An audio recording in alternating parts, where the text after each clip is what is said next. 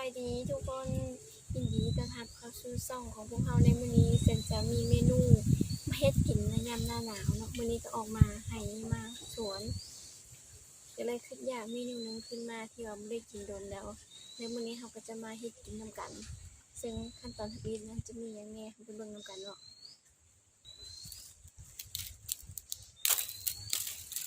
อิฐที่ขาดบ่ได้ก็คือเราก็ต้องก่อไฟขึ้นมาก่อนเราเคลียร์เตาเก่าก่อนต้องดังไฟก่อนเนาะต้องดังไฟก่อนได้แล้ว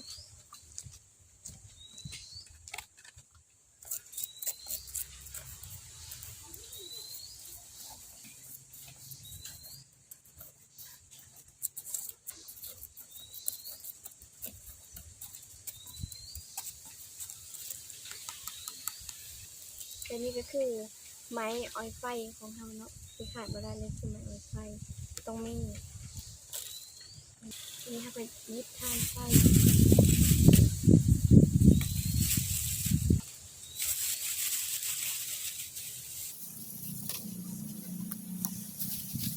กินแน่นอนเลย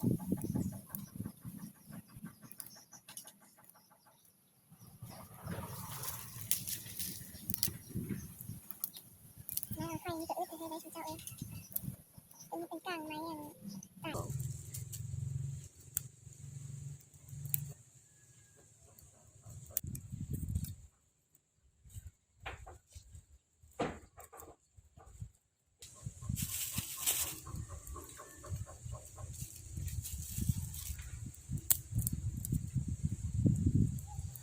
ทุกคนเนาะในขณะที่เรา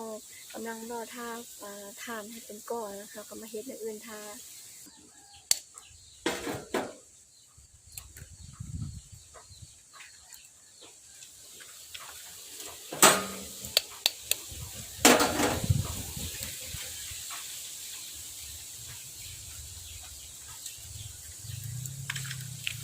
แล้วจากนั้นก็ใส่ส่วนผสมลงไป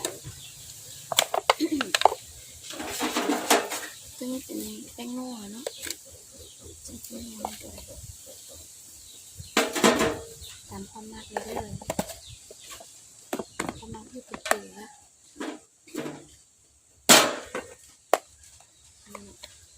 อันนี้เป็นเกลือ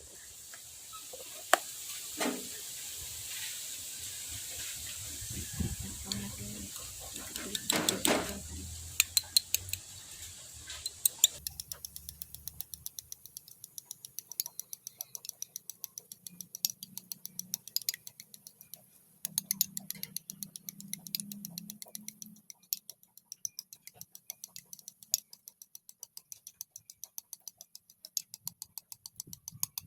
ใส่หอม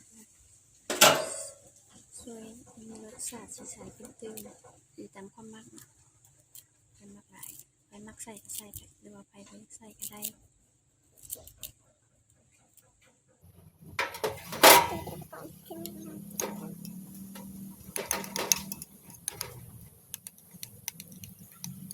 ได้ที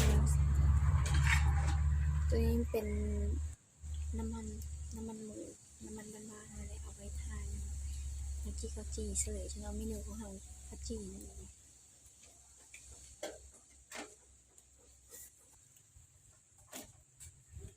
ทุกคน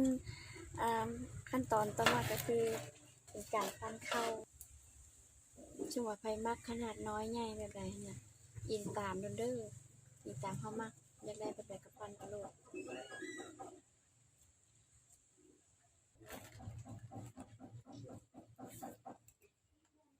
ถ้าอยากให้มันมีรสชาตินะเวลาเนี่ยคือเอาเกลือใส่น้ำนิดนึงนะก็คือใส่น้ำลองเฮ็ดบ่เด้อสุเจ้าบางทีติดใจ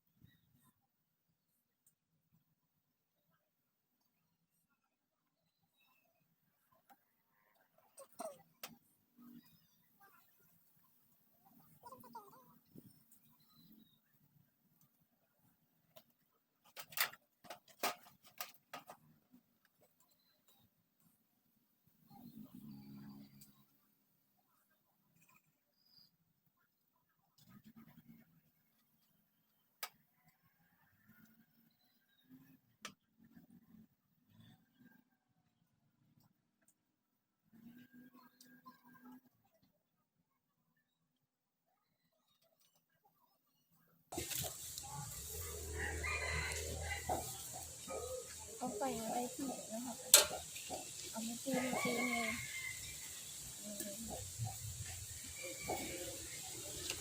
แล้วก็ใส่มันจับ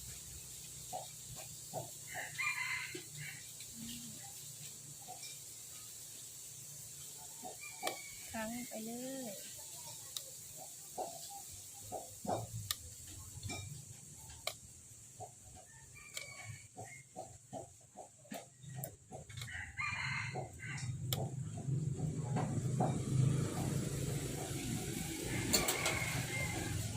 ก็บ่เสียเวลาเขาจะปั้นไปนำแล้วก็ปิ้งไปนำมันจังได้หลายได้ไวเนาะ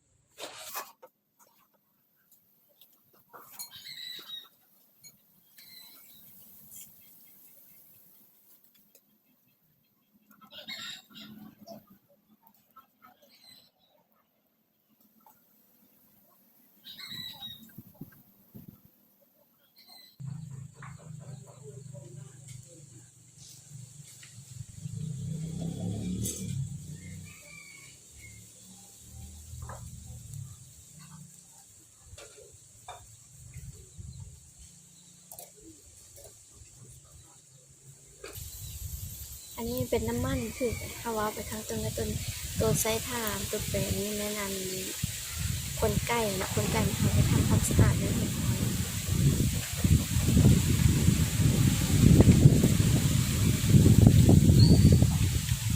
การทาตัวที่นั่นนั้นแน่นเลยนะนี่คือแบบนี้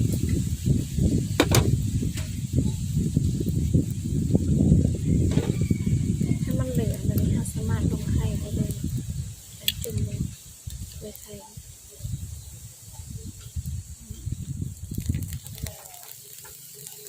ตัวนี้ก็ได้เดี๋ยว เ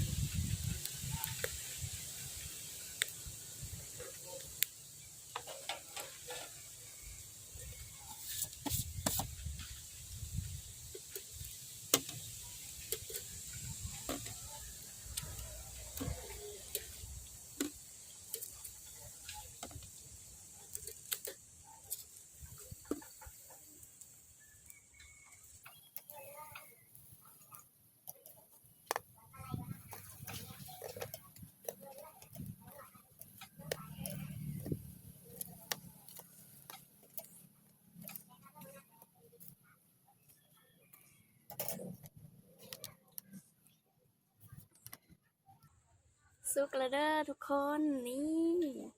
อืมหอมเป็นตะกินบางซิมันก่อนอืม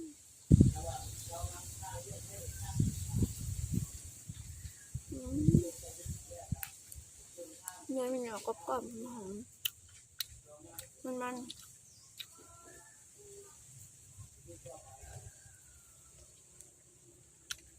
อื้อหือ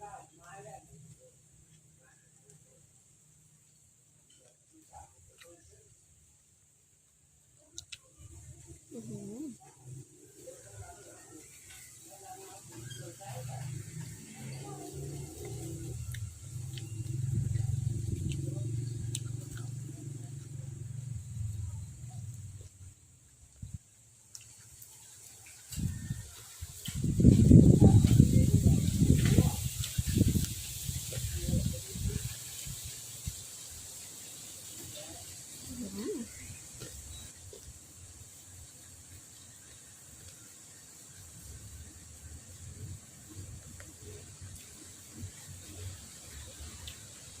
ลองให้กลิ่นมันเป็นคนชอบจะรับกินนี้ขอจะเป็นจำก่อนบ๊ายบาย